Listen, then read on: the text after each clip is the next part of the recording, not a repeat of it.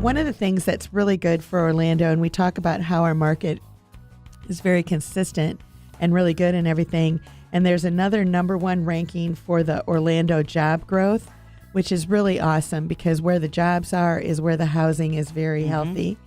And so what we found this article that actually shows us that from early 2010 to currently, there's been 215,000 new jobs in Central Florida, which That's is awesome.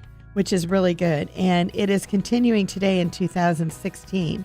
What's happening is that there are 150 new jobs per day that are being created, Yeah. which is really good. And if you're wondering where these new jobs are coming from, business services is number one, that 44 new jobs are coming in on a day. And then secondly is tourism, which is 27 jobs a day. And then from there, it just kind of dissipates. There are a lot of new homes out there. And just in that northwest corridor, there are at least 60 new home communities.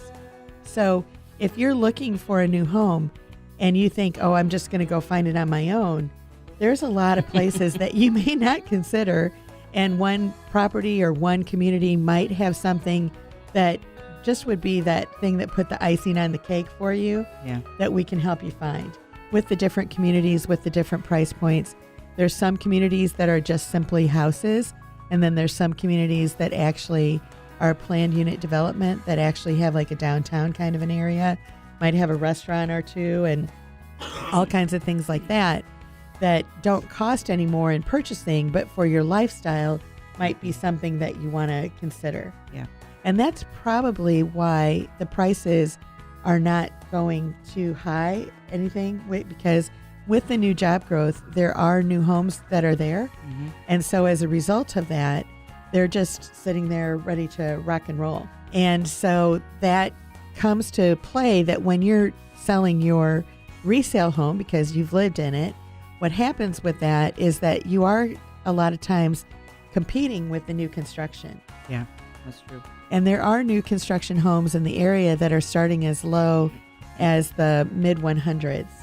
And so when you're looking at that, they are in all price points, whether they're in the 300, 400, 500 $1 million range, any range that you want to be, there are those new construction products that are out there. And there are different builders that are very custom in any of those price ranges. Yeah. So there are ones that are just very standard and that you don't have those upgrades or anything to. But coming back to if you do have a resale home to sell and you are competing with the other new homes that are out there, staging becomes a lot more important to what you're going to do to make something happen. Yeah. It's like we always say, when people are looking at homes, I mean, you have quite a bit of, personalization and things going on. It's hard for people to picture it. So sometimes less is more, and just spruce it up. One of the ways that you can do, and you can see that very easily, is that if you take a picture, and obviously everybody can take a picture on their phone right now, so it's not hard to find a camera and develop the film.